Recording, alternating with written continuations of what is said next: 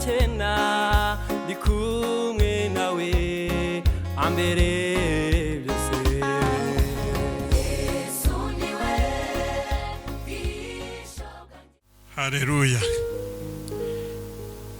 Umutwe w'ijambo tugiye kuganiraho mu minota mike, hari impamvu zo gushima Imana. Ibyo niryo jambo tugiye kuganira. Hari ibyishimo byo gushimira Imana, kandi tugiye gusoma uyu munsi ni muri Zaburi. Ndasoma za Zaburi nkeya, izindi turagenda tuziganiraho ntazisomye kubera igihe. Zaburi ya 23 umurongo wa mbere. Uwiteka niwe mwungeri wanjye, sinzakena. Dutangiye umwaka twiga ko hari impamvu zo gushima, kandi ndashaka ko tubikubira mu magambo atatu. Irya mbere ni ugushima Imana, kuko aho batari gushoboka Imana yaratabaye. Mwabyumvise mu buhamya bwo gushima Imana. Icyo ni icya mbere. Hari impamvu yo gushima, kuko ibitari gushoboka Imana yaratabaye. Icya kabiri ni ugushima Imana, kuko yatubereye umwungeri. Icya gatatu ni ukuyiragiza uyu mwaka tugiye kwinjiramo. Tukawinjiramo tuyishima, tukawinjiramo tuyisaba. Ngaya magambo atatu tugiye kuganira mu magambo make. Dawidi, uyu munsi turareba muri Zaburi cyane, ajya kwandika iyi Zaburi ya 23. Ntabwo abanditsi bazikurikiranije, ariko zose uko yagiye azivuga bagiye bazizana. Yararangije Zaburi 121 ku murongo wa mbere, yicaye aragiye, ari ahantu yugarijwe n'ibibazo. Dawidi amaze kureba urugendo yagenze rw'ubugingo bwe, niho yavuze aya magambo ati Uwiteka niwe mwungeri wanjye. Ariko muri Zaburi 121 ku murongo wa mbere, Dawidi uyu nguyu yaricaye yitekerezaho. Ni mwene Yesayi, umuhungu wa 7, yari afite bakuru be. Ntabwo yari kuzaba ari umwami ngo abayobore, nta nubwo yari icyegera. Niyo wifura yitaba Imana, ntabwo byari kuzamugeraho. We kwari ukuragira, akazakura, akazashaka, Imana yamurinda ntabe yaraguye mu ishyamba aho aragiye, akazaba umugabo mukuru akubaka urugo. Mu muryango we nta gaciro kanini yari afite, uretse ko yari yaravutse kandi yakoraga umurimo wo kuragira. Mu rwuri rwabaga mu biriya bice byaho yavukiye i Betelehemu, aho umuryango we wari uri, hari amezi yo kuragira, kandi hakaba amashyamba manini. Si nko muri iki gihugu cyacu cy'u Rwanda, aho ushobora kugenda wava hano ukagera Nyabugogo wamaze kubona ahantu henshi hubatse. Washoboraga kurambura amaso ukabona amashyamba gusa. Niyo Dawidi yaragiragamo intama n'inka. Dawidi aragiye, inzara ari nyinshi, izuba, ubwoba, ubwigunge kuko ari wenyine. Yareba akabona amatungo aragiye, yageragaho akagira ubwoba kuko inyamaswa z'ishyamba zarazaga zigatwara amatungo. Kandi ku mwana w'umworozi i Betelehemu yagombaga kurwana, akanesha ya nyamaswa akayitesha amatungo, cyangwa se inyamaswa ikamuhitana. Yicaye rero nibwo yarebye hirya no hino, aravuga ati Imana. Abona nta wundi muntu ntari bwitabaza inka n'intama aragiye, ariko aravuga ati Imana, ndabigira nte ko nuburira amaso yanjye ku misozi hose, ubu intare inteye, ingwe inteye, amasegaje, za nyiramuhari zije gutwara abana b'intama, nakizwa n'iki? Ese ninde wantabara? Ati nduburira amaso yanjye ku misozi, mbe gutabarwa kwanjye kwavahe?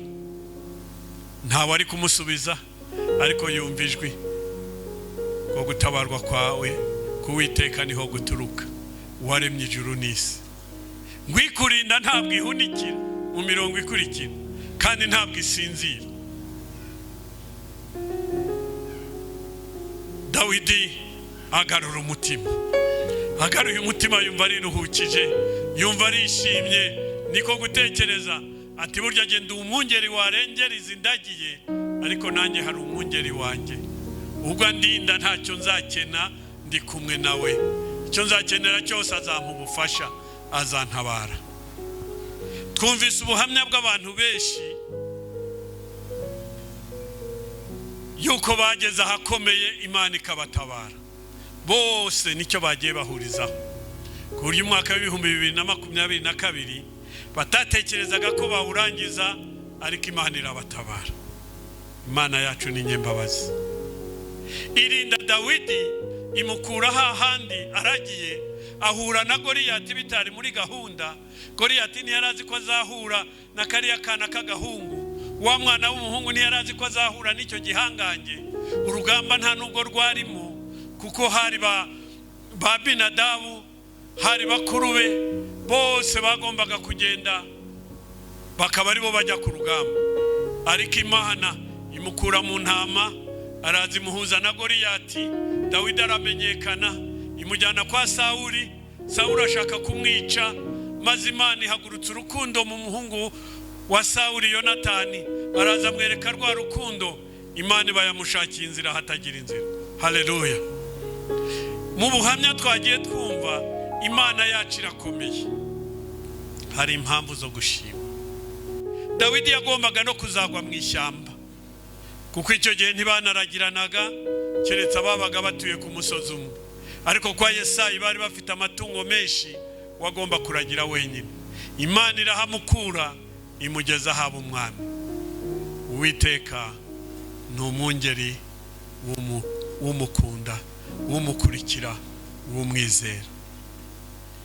Dawidi yagiye anyura mu bihe bikomeye, aragiye, ariko igihe cyarageraga akerekana impano z'akazi imbere y'Imana. Akazi imbere y'Imana agacuranga, akazi imbere y'Imana agasenga, tubibona hano muri za Zaburi. Akazi imbere y'Imana agashima.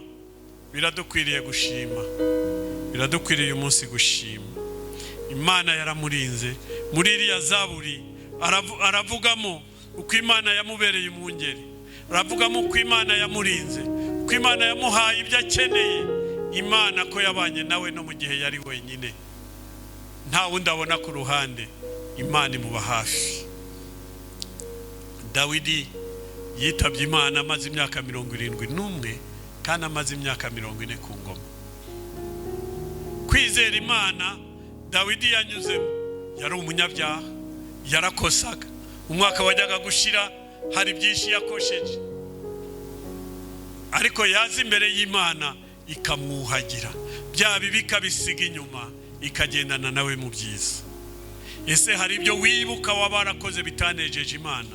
Ni Imana ibabarira, yababariye na Dawidi, natwe izatubabarira, natwe iratubabarira.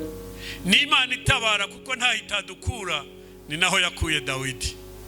Ni Imana ikuvana mu mwanya ikakugeza mu wundi, ugahagarara hano imbere ku ruhimbi ushima Imana, kuko hari icyo yagukoreye. Nibyo yakoreye Dawidi. Ndabinginze nimureke dusubize amaso inyuma, twe gutwarwa n'ibibi byarangiye, tubisige muri uriya mwaka, dusenge bye kudukurikira. Hari ibyiza Imana yadukoreye. Umuririmbyi ati bariyo migisha nonaha iyi Imana yagukoreye. Tuzi iminsi tumaze, ntabwo tuzi iyo dushigaje, ariko Uwiteka niwe mwungeri. Haleluya. Ahatari gushoboka Imana yarahari dushoboje. Dawidi ntibyashoboka ko azava mu ishyamba wenyine, yari kureka amatungo akagenda, ariko yagiye arwana n'inyamaswa n'amadubu n'ibindi, ashirika ubwoba, agira ibyiringiro, akomeza urugendo rw'ubuzima. Reka twinjire muri uyu mwaka dufite ibyiringiro by'ubuzima, dufite kwegera Imana. Nibikomeye izabinesha, nibikomeye izabiturinda, twe kwinjirana mu ubwoba. Ahari wahuye n'ibyaguteye ubwoba, muri uyu mwaka ushize. Erega habayemo indwara, hashobora kuba harabayemo no gupfusha, hashobora kuba harabayemo umushomeri, hashobora kuba harabayemo ibizazane byinshi. Korari Urufatiro yabisubiyemo. Bye kuguca intege, kuko igikuru Imana yabigusimbukije byose, ikwambukije uriya mwaka, ugeze muri uyu mwaka uri muzima. N'abarwayi izabakiza, n'abashonje izabahaza, n'abiganyira iri jambo ry'Imana n'iryo kuduhumuriza. Twinjiye muri uyu mwaka twizera ko Imana ishobora no gukorera mu bidashoboka. Imana ishobora gukorera mu bidashoboka ikatubera umwungeri. Dawidi yamukoreye mu bidashoboka, abagati kateretswe n'Imana agera ku bwami. Avuye mu ishyamba, kuko nta nubwo watekerezaga ko we azagera aho ngaho, ariko Imana imugeza ku bwami, kuko yayinambyeho, kuko yayisenze, kuko yayishimye. Uwiteka aba umwungeri w'abamwizera. Yabaye umwungeri wa Yosefu, ava mu nzu y'imbohe, ava muri gereza, asobanura inzozi, arakomeza ajya kwa Farawo, kugeza aho Farawo yamwambitse impeta. Tubisoma mu Itangiriro, ntabwo tuza kuhasoma kubera umwanya. Mu gice cya 41 ku murongo wa 37 kugeza 44, aho tubona ko yasohotse muri gereza amaze gusobanura inzozi. Farawo amwambika impeta ye ngo kibe ikimenyetso cy'uko azenguruka igihugu cyose kikamwubaha. Imana iratabara kandi bumwungeri. Yabaye umwungeri wa Yosefu. Hari impamvu zo gushima nawe nanjye yatubera umwungeri. Yabaye umwungeri wa Mose kakiri agahinja, imukura mu rufunzo, aza kuvamo enjeniyeri ukomeye watumye Egiputa iticwa n'inzara. Hari impamvu zo gushima, kuko hari Imana itabara kandi yagukura naho utatekerezaga, yankura naho ntatekerezaga. Reka twinjire muri uyu mwaka tuzi ko hari Imana itabara, tuzi ko hari Imana itubera umwungeri. Yatabaye Esteri na Morudokayi igihe bari mu bunyage, irabatabara, ibakiza umwami, ibakiza na Hamani, batabara n'ubwoko. Dufite Imana y'umwungeri, dufite Imana itabara. Iyi Mana nimwe yatabaye Sara, ntiyiheba, anihebye Imana irongera iramuhumuriza, ava mu bugumba abona umwana. Dufite Imana itabara. Imana twizeye ni Imana ikomeye, ntihagire na kimwe kiyigukuraho. Dawidi ntiyayivuyeho, imuvana hamwe imugeza ahandi. Hari benshi mwagiye mwumva bayizeye, irabatabara, ibavana naho bari bari, no mu rwobo Imana imukuramo, no mu buhiri bamukubise mu mutwe mu ishyamba Imana imukuramo, no kwiseta Imana ibakurayo. Naho twaba hose Imana idukuramo, kuko ni Imana itabara, ni Imana y'umwungeri. Yarabikoze muri ibi 2022 no mu myaka yatambutse. Hari impamvu zo gushima. Subiza amaso inyuma urebe iby'Imana yagukoreye. Hari byinshi byo gushima. Twibuke byinshi Imana yadukoreye, kandi hari n'ibyo muziranyeho wenyine, nta wundi muntu ubizi, ariko ukibuka ibanga ufitanye n'Imana aho yagukuye. Imana yacu ni igitangaza, Imana yacu irakomeye. Subiza amaso inyuma, twicaye hano ducecetse, hariho haravuga umwe gusa. Tekereza hahandi ufitanye ibanga n'Imana, hatekereze wenyine. Hari abashobora kuba bahazi bake, hari n'ahandi h'umwihariko nta wundi uhazi, ari wowe n'Imana gusa. Ibuka hahandi Imana yakurengeye. Ntujye kure cyane, ntujye mu myaka yashize myinshi, garuka mu mwaka ushize. Ijambo rya kabiri ni ukugira umutima ushima. Hano si impatinda kuko twabyiboneye, abantu bose bashoboye kuvuga n'abatavuze hari imitima ishima. Icyagukuye imuhira uyu munsi ukaza burya hari umutima ushima. Niba utanahagaze hano ngo uvuge hari umutima ushima.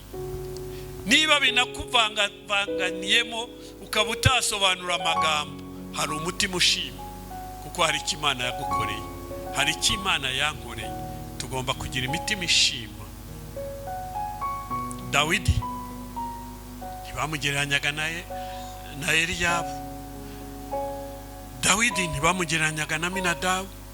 Bakuru be ntibamugereranyaga na Shamu, ariko afite umutima ushima kuko yibuka ibyo Imana yamukoreye. Kugira umutima ushima binezeza Imana. Kugira umutima ushima Imana ihita yibuka ikareba mu mutima wawe ikakubabarira. Tujye dushima Imana, tujye dushima Imana, dushima Imana aho turi hose. No mu gihe mbere yo kuyisenga tuyisaba tubanze tuyishime, hanyuma twongereho gusaba kuko Imana yacu iratwumva. Muri uyu mwaka w'ibihumbi 2023 reka tuwinjiremo dufite amasengesho, dufite no gushima. Nicyo nifuriza buri wese uri hano mu rusengero rw'Imana rwera. Uze gusohoka ufashe umugambi, ntabwo uzi bizakubaho, sinzi bizambaho, tuzi byarangiye. Iby'imbere hari abo babifitiye amatsiko, hari abo biteye ubwoba, hari abibaza icyo bazakora.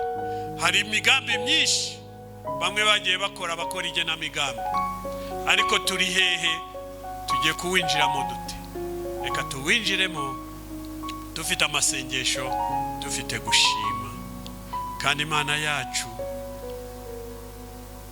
ntabwo ishima ko tuzayishima tugifite irari ry'imitima. Ntabwo ishaka ko tuwinjiramo dufite irari ry'amaso yacu. Ishaka ko tuwinjiramo dufite kwifuza iby'abandi. Ntabwo ishaka ko tuyinjiramo dufite imitima igaya, ngo nge ntiwampaye nk'ibyanyanaka, ibyo wampaye ntibimpagije. Imana ntishaka ko twinjiramo tumeze dutyo. Imana ntishaka ko twinjiramo tuyitotombera ngo Mana naragusenze umwaka w'ibihumbi 2020 mbonye utambutse, none n'uyu nikumereye. Oyasaba Imana ibyo bigeragezo byose izabigutambutsemo. Numara gusenga ikagusubiza, ujye wibuka gushima. Reka twirinde kuryarya no guhisha Imana kuko ntihishwa. Nicyo mbasabira ngo twinjire muri uyu mwaka utaha. Twirinde kuza imbere y'Imana tuyibeshya. Ikigereranyo nigeze kubaha, mumbabarire n'umungisubiremo. Umuntu wari ushonje aravuga ati Mana numpa guhinga, inzara igashirira mu rugo, nkeza nzajya ntoramwe ikigori cyiza ngishyire ku ruhande, nimba ari 10 nkuremo kimwe ngishyire hariya, ibindi bibi byanjye biriya bizaba ibyawe mbiguture. Abishyira hariya ibagirwa ajya mu munezero wo kurya ibisigaye. Arangije abona nta gisigaye, ibindi nabyo arabihungura kuraho intete, agiye gutura ajyana ibitiritiri. Ati Mana nta kundi nagira. None se ntubizi? Ajyana ibitiritiri. Ibi bishobora kutugeraho mwakagira Imana mwe. Mu gihe cyawe ufite ugakuramo igitiritiri ukaba ari cyo Imana. Mu gihe cyanjye nkaba ariho nkuramo igitiritiri cy'amasengesho nkaba ari cyo Imana. Ibindi bihe byose nkabishyira mu kazi, ibindi nkabishyira mu byanjye, ariko imbere y'Imana nkabajyana igitiritiri.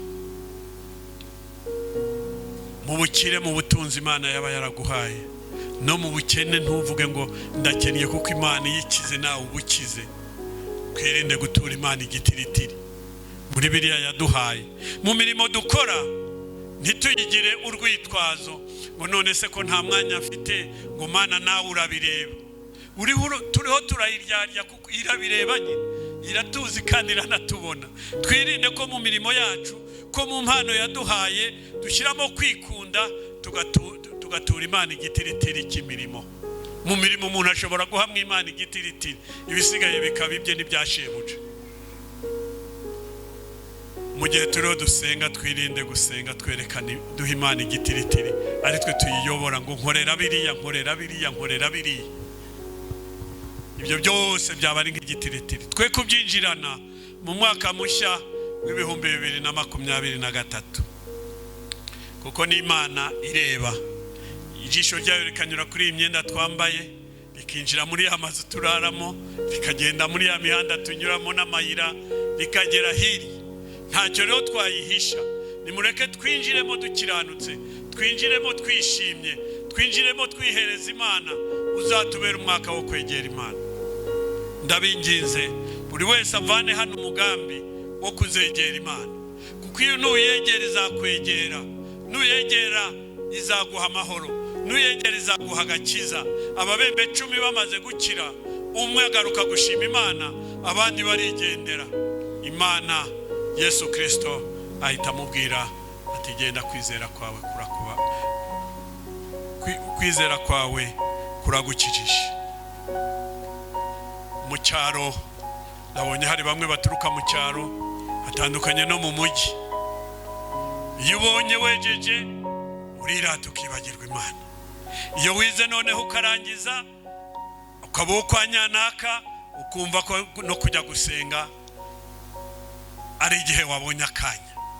Mu cyaro iyo wacuruje ukunguka ubu mutegetsi ubu mwami. Nyabuna mwebwe muva mu cyaro mube maso, kuko icyaro kiragukurura kigatuma wirata, wakwirata ukibagirwa Imana. Twinjire muri uyu mwaka wicishije bugufi, urebe ngo Imana izagushyira hejuru. Dawidi maze kumukura aho aragiye arwaye amaga, yicwa n'inzara, yicwa n'izuba n'ubwoba, amaze kuba umwami arushaho kwegera Imana. Anacumuye akaza agapfukama ati Imana mbabarira. Imana ikongera ikamwoza, ikagira umutima Imana yishimiye. Hari impamvu yo gushima. Ntitwirare ngo twirate twigenge twumve ko turi abacu, ahubwo twinjire dufite umutima wo gushima.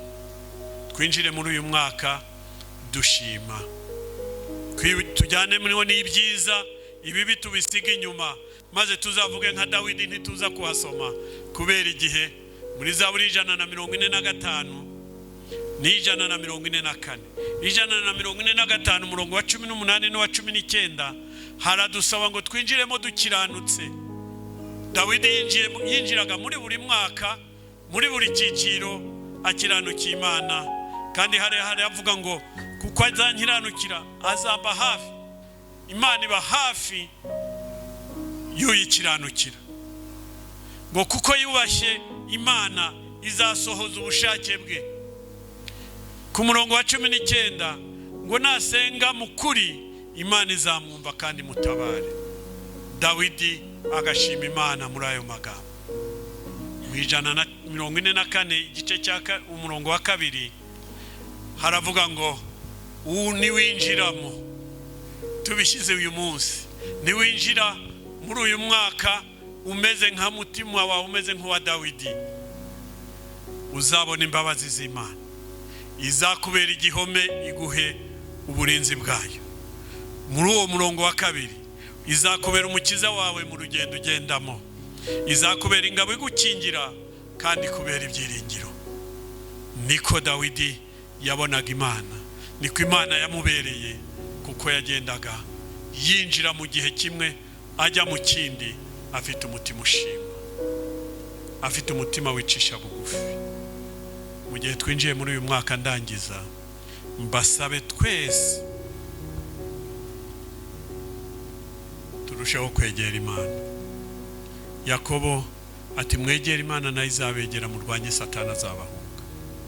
Ntabwo ari ukuvuga ngo twinjiyemo tuzaba mu mata n'ubuki, turacyari muri iyi si.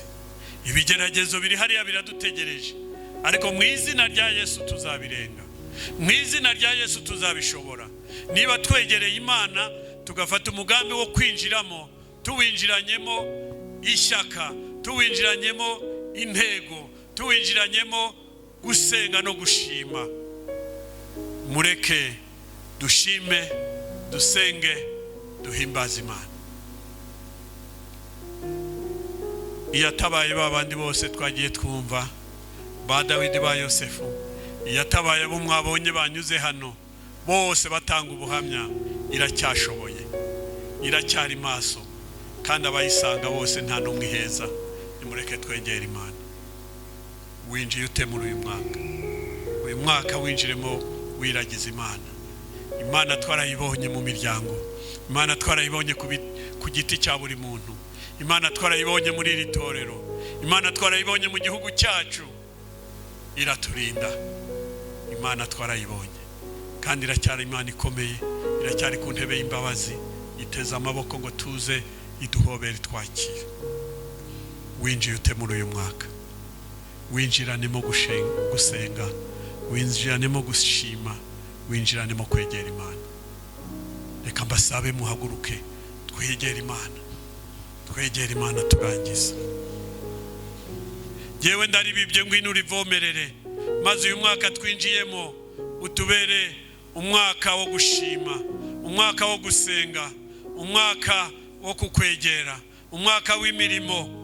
Mwami ndawukuragije, ngaba bana bawe barahagurutse, buri wese uramuzi, musange mu mwanya arimo, musange mu cyiciro arimo, musange mu bukristo ahagazemo, musange mu kukwemera arimo, maze umwongerere kukwegera.